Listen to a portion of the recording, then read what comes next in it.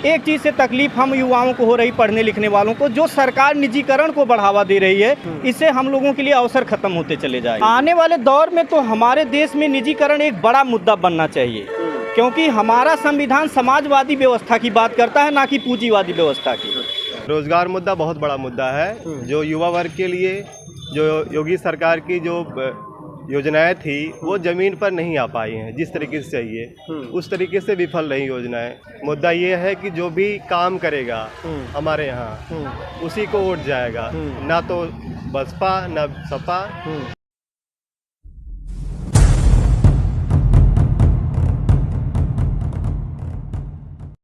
नमस्कार, मैं हूं शिवम राय। जनहित इंडिया में आपका स्वागत है।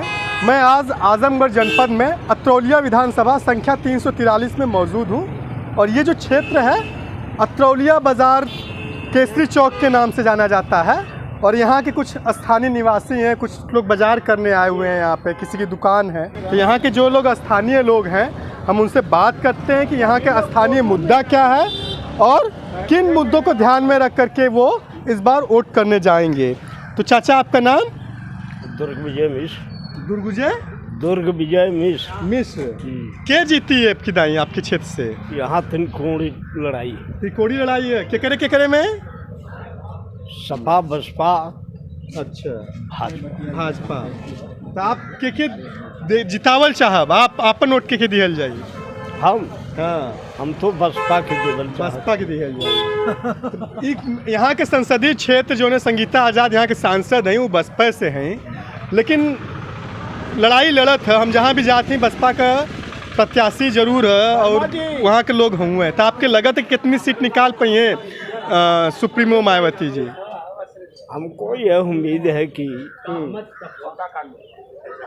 35-37 सीट के करीब। अच्छा, 35 सीट आप मान रहे हैं कि हाँ बसपा ले आएगी? लेकिन ये बहुमत से बहुत दूर है। जो मायावती जी दावा कर रही हैं कि हम सरकार बनाएंगे, तो ये तो सरकार नहीं बन पाएगी ना 35 सीट में। नहीं। लेकिन फिर भी आपका वोट बसपा की तरफ से रहेगा।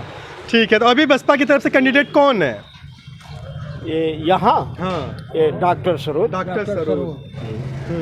तो यहाँ पे एक बहुत, आप भी मिश्र हैं और यहाँ पे एक बहुत पहले 2007 में जो है सुरेंद्र प्रसाद मिश्र जी थे, उन्होंने डॉक्टर बलराम को भारी शिकस्त दी थी।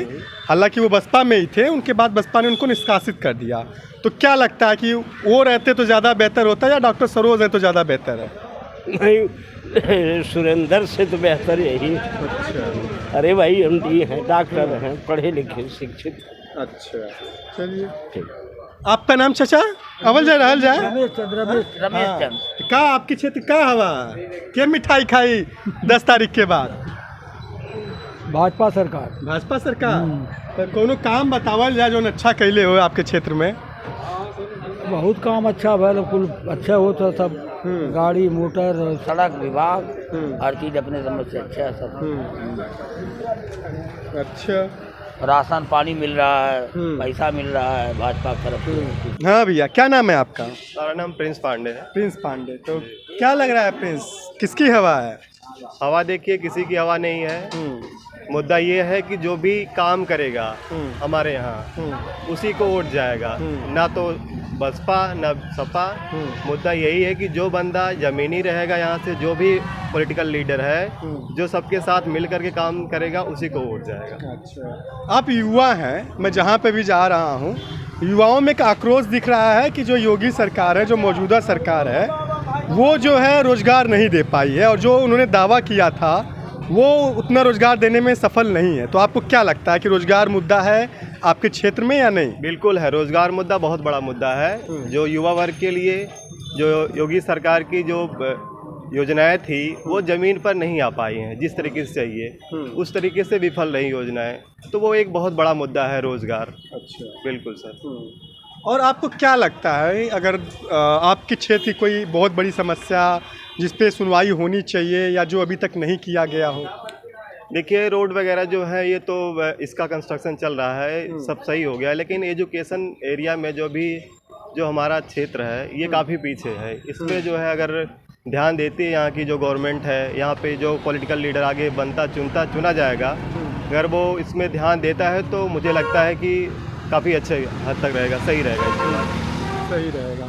यहाँ से कई बार जो है बलराम यादव मंत्री चुने गए हैं, तो आपको लगता है कि उन्होंने शिक्षा के क्षेत्र में या स्वास्थ्य के क्षेत्र में कोई काम किया या नहीं किया? बिल्कुल वो जो है यहाँ से ज़मीनी नेता रहे हैं डॉक्टर संग्राम यादव जी, तो उनका भी कोई वर्क अच्छा है तभी लोग यहाँ के लोग चुने हैं। बिना कोई वर्क अच्छा रहे बिना कोई नेता चुना नहीं जाता। तो इनकी जो ख्याति है ज़मीनी तौर पर वो बहुत ही अच्छी, इसीलिए लोगों ने चुना शायद। लेकिन फिर भी ये जो वर्तमान में जनता बदलाव चाहती है, तो देखिए किसकी तरफ जो है रुझान जाता है। ठीक है।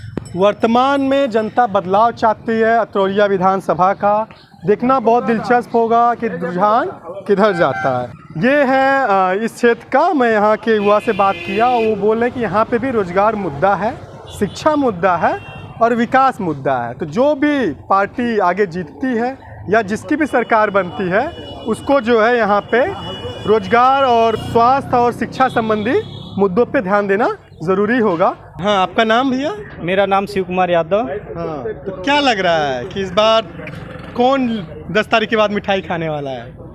अब अभी तो देखिए फ़िलहाल कुछ नहीं कहा जा सकता, लेकिन हमारे यहाँ जो है छुट्टा जानवर, बेरोजगारी, ये सब प्रमुख मुद्दे रहेंगे। प्रमुख मुद्दे रहेंगे, मतलब आप कह रहे हैं कि छुट्टा जानवर से लोग परेशान हैं? जी, बहुत परेशान हैं। तो इन सब मुद्दों को ध्यान में रख करके आप वोट करने बिल्कुल, जो खेती से जुड़े लोग हैं इसको ज़रूर सोचेंगे। लेकिन मैं और जा रहा हूँ, जहाँ भी जा रहा हूँ, कुछ लोग कह रहे हैं कि जो संग्राम यादव हैं वो बेहतर काम नहीं कर रहे हैं, कुछ नाराज़गी भी दिख रही है, और वो सपा के कैंडिडेट हैं। तो क्या लगता है कि कौन, सपा के लोग ठीक रहेंगे या बसपा के लोग ठीक रहेंगे या कांग्रेस के लोग ठीक रहेंगे? कौन सी पार्टी आपके लिए ठीक रहेगी? नहीं, जैसे कोई विरोध में हो तो कहे अलग बात है, लेकिन सपा ने हमारे क्षेत्र में अच्छा खासा विकास किया है, जिसको आप देख सकते हैं कि 2 अस्पताल हमारे अत्रौलिया में बने हुए हैं, और यहाँ 100 सैया वाला निर्माण जो है इन्हीं के सौजन्य से हुआ है। और ये अत्रौलिया का रोडवेज आप देख सकते हैं, प्लस यहाँ की सड़कें देख सकते हैं। बहुत कुछ काम किया है। यहाँ के ज़मीनी नेता रहे हैं बलराम यादव और उनके पुत्र संग्राम यादव जी। अच्छा जी, ठीक है। तो आपके क्षेत्र में अभी आपकी नज़र में कोई ऐसा मुद्दा नहीं है जिस पे अभी भी और बेहतरी से काम करना चाहिए, चाहे संग्राम हो चाहे कोई भी हमारे यहाँ है? जैसे एक सड़क है सिकंदरपुर से जो जहांगीरगंज के लिए जाती है, कोई भी विधायक हो इस पे ध्यान देना चाहिए। बहुत ख़राब रास्ता है, इस पर ज़रूर काम होना चाहिए, जिसमें 5 साल में कुछ नहीं हो पाया, इस सरकार में भी नहीं हुआ है। लेकिन जो योगी सरकार है उसका दावा है कि वो हर सड़क को दुरुस्त कर रही है। चलिए मेरे साथ चल के आप देख लीजिए, सिकंदरपुर से आपको उस बाइक से लेके चलता हूँ जहांगीरगंज, देखिए कितना बढ़िया रोड है। हमारे क्षेत्र ही के लोग आएंगे जाएंगे ना, अच्छा, तो वो तो काम होना चाहिए, बहुत आवश्यक काम है उस पे होना। और एजुकेशन को लेकर के एक युवा से हमारी बात हुई, प्रिंस से, वो बता रहे थे कि शिक्षा को लेकर के कुछ बेहतर होना चाहिए आपके क्षेत्र में, तो आपको क्या लगता है? देखिए, शिक्षा के क्षेत्र में तो ठीक है। हमारे यहाँ जो है एक पॉलिटेक्निक स्कूल खुला हुआ है, अभी आप जाएंगे कनैला के पास में, और यहाँ एक गांधी शताब्दी डिग्री कॉलेज हमारे कोलसा में जाना माना, पूरे क्षेत्र में क्या आप कहीं भी बात करेंगे कि यहाँ के अच्छे स्टूडेंट्स निकलते हैं और अच्छे यहाँ टीचर टीचिंग कर रहे हैं। तो बहुत कुछ है शिक्षा के मामले में हमारे क्षेत्र में, लेकिन कुछ काम होना चाहिए। फिलहाल एक चीज़ से तकलीफ हम युवाओं को हो रही, पढ़ने लिखने वालों को, जो सरकार निजीकरण को बढ़ावा दे रही है, इससे हम लोगों के लिए अवसर खत्म होते चले जाएंगे। समाजवादी पार्टी निजीकरण नहीं करेगी? अब देखिए, फिलहाल अभी तो जो है उसी की बात करिए, अब क्या होगा उस पर हम क्या बात नहीं, मैं कुछ जैसे सैमसंग और नोएडा में कुछ फैक्ट्रियां और कुछ एजेंसी को जब पिछली सरकार थी जी समाजवादी पार्टी की, तो उन्होंने ही बुलाया था। तो आप निजीकरण किस हद तक, ये देखिए सारे, अगर भारत की बात करें तो जितनी भी पार्टियां हैं, चाहे समाजवादी हो, कांग्रेस हो, भाजपा हो, जी, सभी निजीकरण करती हैं। तो आप कैसे कह सकते हैं कि समाजवादी आएगी तो नहीं करेगी? आने वाले दौर में तो हमारे देश में निजीकरण एक बड़ा मुद्दा बनना चाहिए, क्योंकि हमारा संविधान समाजवादी व्यवस्था की बात करता है, ना कि पूंजीवादी व्यवस्था की। तो सबको जो है विकास के आप दायरे में ले आएंगे। जब निजीकरण में सब कुछ आप झोंक देंगे तो फिर आने वाली कंपनियां शोषण दर शोषण, ईस्ट इंडिया कंपनी वाली हाल पैदा हो जाएगी। जो भी सरकार आती है, चाहे समाजवादी हो चाहे भाजपा, अगर बाहर से निवेश के लिए कंपनियां बुला रही है तो वो गलत है आपकी नज़र में? नहीं, निजीकरण मेरे हिसाब से गलत है। बाहर से कंपनियां ले आए तो उनको सिक्योरिटी भी दें। हम प्राइवेट टीचर हैं, हमारी हाल पूछिए। वो कंपनियां प्राइवेट ही है, मैं बस यही कहना चाहता हूं। मैं ये कह रहा हूँ, मैं प्राइवेट टीचर हूँ, मेरी हाल सुनिए। सरकार ने जो मनरेगा के श्रमिक थे उनको 1,000 रुपये खाते में दिया है। अगर आप दिखा सकें तो इसे पूरा नेशनल राष्ट्रीय स्तर पर इस चीज़ को दिखाइए कि जो एक शिक्षक है, प्राइवेट शिक्षण जो कार्य से जुड़ रहा है, सरकार उसके बारे में क्या कर रही है। कुछ सोच रहे निजीकरण के हवाले करके छोड़ दीजिए उसको मरने के लिए। तो आप अपने आप को एक निजी स्कूल के शिक्षक बता रहे हैं ना? प्राइवेट टीचर हूँ तो मैं प्राइवेट का दर्द अच्छी तरह से समझ रहा हूँ। मैं एक चीज़ देखा, जितने भी नेता होते हैं, मैं आप किसी पार्टी की बात नहीं कर रहा हूँ, उनका प्राइवेट स्कूल जरूर होता है जी, ठीक है। चाहे बलराम यादव हो, चाहे संग्राम यादव हो, चाहे सुरेंद्र प्रसाद मिश्र हो, चाहे गुड्डू जमाली हो, आजम, कोई भी अगर बड़े नेता का आप नाम लीजिए, प्राइवेट स्कूल उनके जरूर चलते हैं। तो इस पे क्या बोलेंगे आप? जैसे सरकार को चाहिए ना कि सरकार को चाहिए कि उनको प्रोटेक्शन प्रोवाइड करे, क्योंकि वर्तमान शिक्षा व्यवस्था में अगर आप देखेंगे तो निजी शिक्षक ही शिक्षा व्यवस्था की रीढ़ बन चुके हैं। कहीं भी आप, एक ज़मीनी सच्चाई ये भी है कि हर व्यक्ति चाहता है कि उसके बच्चे प्राइवेट टीचर से ही टीचिंग करें, मतलब उससे शिक्षा ग्रहण करें। तो और जबकि प्राइवेट शिक्षकों को कहीं जरा सा भी, आप ज़मीन से जुड़े हुए हैं, आप समझ रहे होंगे, उनको कहीं भी सरकार जरा सा भी कोई जो है वो प्रोटेक्शन नहीं प्रोवाइड करती है। अब इसी तो बता रहे हैं, कोरोना काल में सबको मिला है, प्राइवेट टीचरों को कोई डाटा गया हो, सरकार ने जरा सा भी ध्यान दिया हो प्राइवेट टीचरों के बारे में? बताइए। क्या नाम है आपका? हमारा नाम मूलचंद। मूलचंद। तो आपके और क्या जीते थे दाई इधर अभी यही वोट पड़ेगा तब न मालूम आपके होगा। क्या वोट दिया जाए? हम लोग दे रहे हैं बीजेपी में। बीजेपी में? अच्छा, तो बीजेपी तो यहाँ लड़ी नहीं रही, निषाद पार्टी से उनका गठबंधन है। इतना तगड़ा, इससे क्या मतलब? मैं ये कह रहा हूँ कि बीजेपी का निषाद पार्टी के साथ गठबंधन है और निषाद पार्टी की तरफ से कैंडिडेट खड़ा किया गया है, तो आप कह रहे हैं कि उससे टक्कर है? हाँ, उससे टक्कर तो ही है। हाँ, तो अभी तक बीजेपी एक भी खाता नहीं खोल पाई है, तो आपको लग रहा है इस बार खोल ले जाएगी खाता? खोलेगी।